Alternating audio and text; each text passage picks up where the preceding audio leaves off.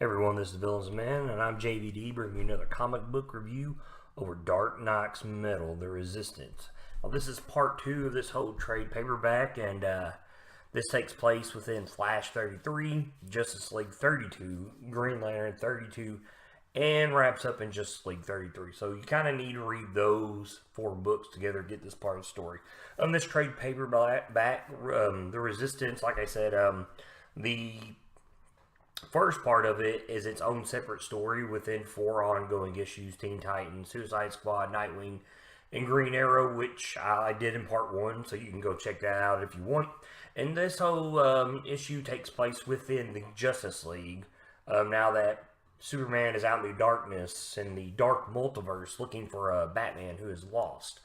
And these 4 books themselves are titled a story arc called Bats Out of Hell, because literally the Dark Knight Batmans are giving everybody hell.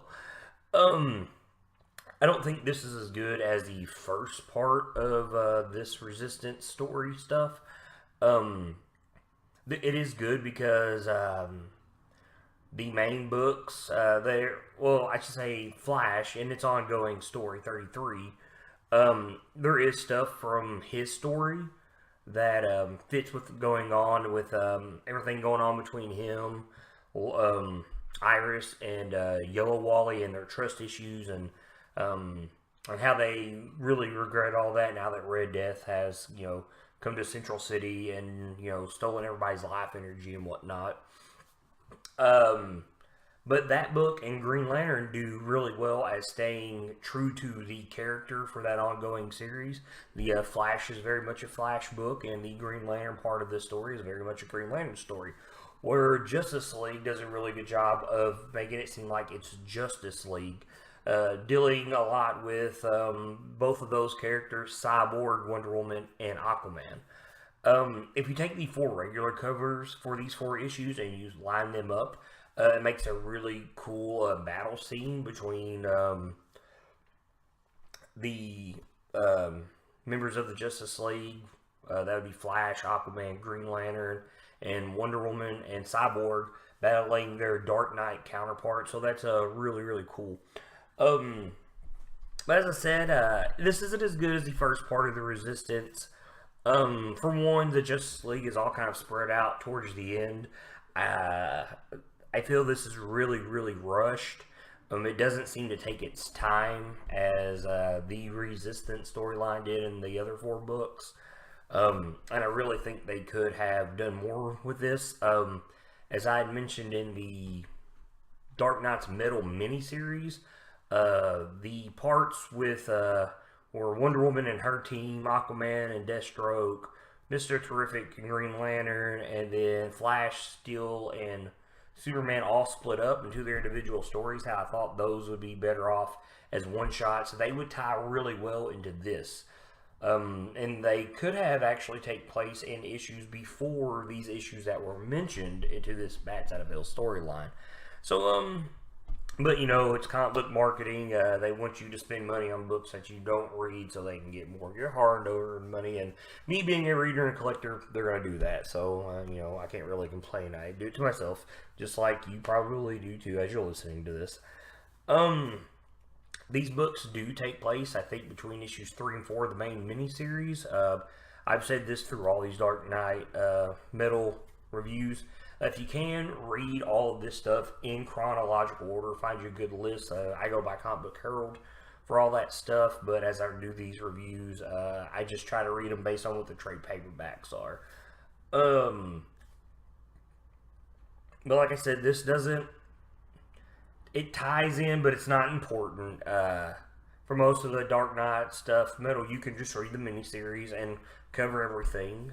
But, like I said, you don't really have to do this for this book. But, to kind of jump into this, as we jump into the first issue, that is Flash 33. Devastator and the Murder Machine come after the Cosmic Tuning Fork at the Fortress of Solitude. Steel and Flash have just opened the portal through the membrane that was between the Phantom Zone and the Dark Multiverse that they learned about. They did send Superman out to find Batman. I think this is the best book out of these 4. because we get to learn a lot of interesting stuff as they're trying to, as Flash escapes. And he leaves Steel behind, because Steel gets beat in a battle. But we learn a couple cool things in this book. Steel admits that he's never liked Batman. And I think that's pretty awesome, considering how much respect he has for Superman. Obviously, he became Steel after the death of Superman. And I thought that's really cool, because Superman trusts nobody in the world as much as he does Batman. I mean, them two, they're like brothers, and he does not trust Batman at all. I thought that was really cool. The other cool thing about this book is we kind of learned a little bit more about the world that the Dark Multiverse, that Murder Machine, came from. He tells Steel there's no version of him in his world, and then when he tries to pick up on the speed frequency of Flash, and he realizes that it was Barry, and he said he wishes he was there when his Alfred had died, because his Alfred is the reason that he's became the Murder Machine and merged with the Alfred AI that him and Cyborg made. So that kind of tells you something, that that version of the Dark Multiverse that the Murder Machine has come from takes place sometime between Crisis on Infinite Earths and before, I would say, the death of Superman, because Steel showed up after that. So it kind of gives you an idea where his world comes from, and I wish you might have got a little bit more out of that from these Dark Knights, and I thought that was really cool about this book, that you get a little bit more in-depth learning about some of these Dark Knights, and this is the only one you get it from. But it's cool. I realize I've never really cared for Steel. I don't really care for a lot of Superman characters. But I really like the science that was building up here between Flash and Steel. The science talk that they get. And I would really like to see more of that. And I think that's a really cool dynamic. Because you always got, and I guess you really get a lot of that with Flash. Because I really like when Flash and Bruce were investigating the Button stuff, where we got all that detective work for them. I really like when Hal and Barry team up, and I really like this team up with him and Steel. And I'd like to see more of it. So hopefully in the future we'll get a lot of that. And if not, maybe one day I'll write comics and I'll do it myself. But anyways, at the end we found out that using that the respective Dark Knights for these four main Justice League members are going to battle them in some murder bat caves that they have set up for Flash, Wonder Woman, Aquaman, and Green Lantern. So it starts, and then first we get to see in Justice League 32, there's Ray Death and Barry square off, and he has a Flashmobile, as Barry calls it, but it's kind of like a Batmobile that's powered apparently by the Speed Force, and he's got a bunch of them, and he's racing, trying to chase down and kill Flash. When Aquaman squares off against Mera, the Drown turned her into this big giant kaiju crab thing. And then the Merciless gets, we get to learn a little bit more about him and his world as he squares off against Wonder Woman. And as I thought, that yes, Batman and Wonder Woman are very much in love in his world. But we learned that as he's battling Diana, that it took him 3 uninterrupted days to kill off everyone in Themyscira. So that's pretty cool. I mean, just to show you that you were not aware that he went back and killed them based on his one shot, but here we get to learn that he actually did, and that he's killed all gods. So I don't know if that contradicts the how the Dark Multiverses work, because we learned in those one shots for each Dark Knight that once they commit the I could just say crime, for all intents and purposes here, that causes their worlds to destroy, that causes them to destroy their worlds. I mean, just when they do that, it doesn't take long. And I'm saying this, but yeah, that makes no sense, because Green Lantern, Dawnbreaker, Batman was around for 3 years. So, I don't know, I guess maybe it just depends on the character, but apparently he's killed off every god that was in the world. And what was cool is he went to the Ferryman of the River Styx, Charon, depending on what you want to call him. I play a lot of D&D, so I know who the character is, and collected all the passage fees from all the Amazonians he killed to forge a massive penny, which apparently has all of their damned souls in it. So that was pretty cool. And then at the end of that book, we're learning that all these murderous bat caves that they're using is based off Cyborg's tech that the Batman Who Laughs is using. So the plot kind of thickens as we get to Green Lantern 32. And it's big. It's a big square off between the light and the dark, between Hal and the Dawnbreaker. Nothing that's really important. It's just that he's trying to scare Hal, and I think that's really interesting because Bruce Wayne was very young in his world when he had found the power ring, and I guess he doesn't understand fear and how it works against Hal Jordan because he's killed Hal Jordan never existed in his world. Now that I'm thinking about it, considering he killed off the rest of the other corpsmen, but and he doesn't realize that it's going to take more than that just to beat Hal. So there's this battle of light and dark. There's a strobe light battle, so Hal can see him around. But at the end, we learn that book that Cyborg's mother box has Element X within it, which plays a big part into the ending of Dark Knight's Metal. So, not spoiling anything but if you'll go watch and listen to my Dark Knight's Metal review from all 6 of those issues, you'll find out more there. And to wrap it up in Justice League 3, this is more centered around Cyborg. His mother box, now that he's found out it has this Element X, which is like the 10th metal, in all other 52 worlds, whoever has this mother box, much like him, has bonded with it to create a perfect form, and he's the only one that has not done it yet. And he has to do so to give himself up, and he realizes if he does this, he can save the multiverse, and which he does it, but he learns how to use it anyways, and he powers himself with the energy of the multiverse. And he winds up running a link between him and the Justice League, and he shows them how each one of these Dark Knights created. And so they wind up throwing down. We find out that the person who was trying to prevent Cyborg from giving himself up was Raven, who was contacting him, so she was not put on the machine during the resistance with the Teen Titans and Suicide Squad, because for some reason the Batman Who Laughs wants the darkness within her.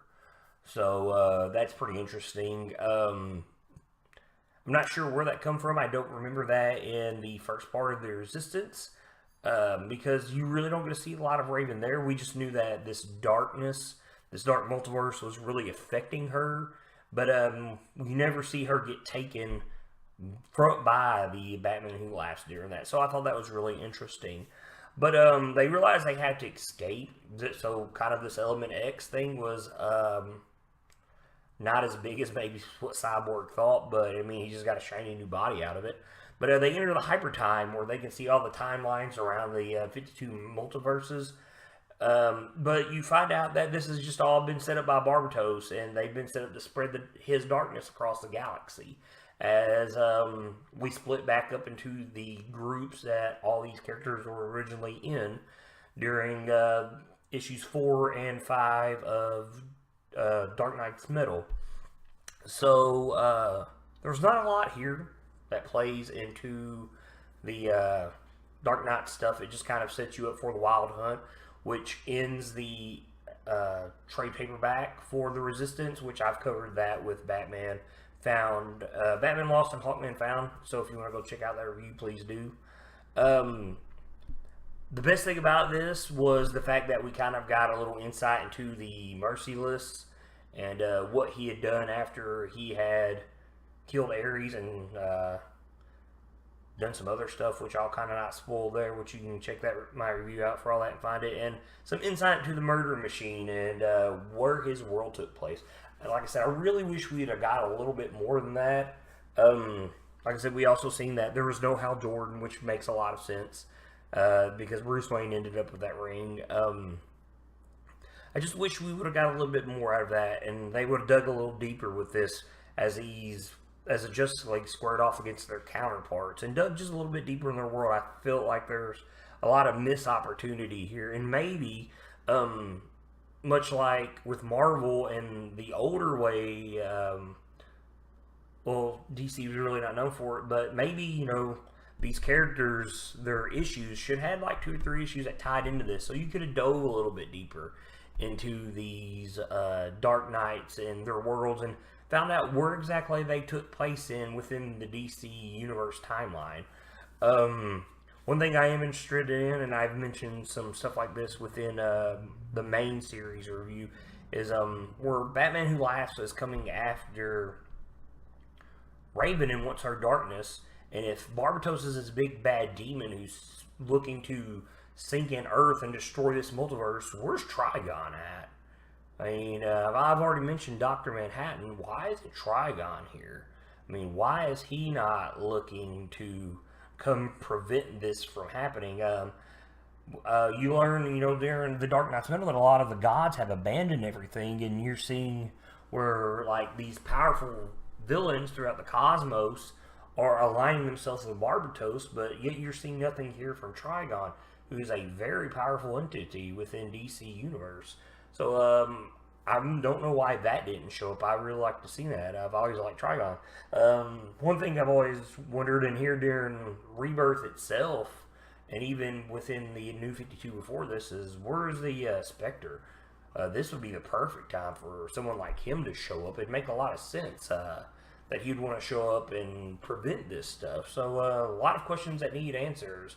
And we've got Doomsday Clock going out at this time, and everybody's hoping there's some Dr. Manhattans there. So maybe a little bit more of that will happen, because obviously this isn't the end of Barbatos. This isn't the end of this Dark Knight metal stuff. Eventually, I think it'll rear its head in, even though this is my last review for all these. But like I said, I can't stress enough about finding a chronological order for these. You could pass on this if you wanted to. It really doesn't help any with any of the Dark Knight stuff. Maybe the last issue, Justice League, kind of leads you into the Wild Hunt.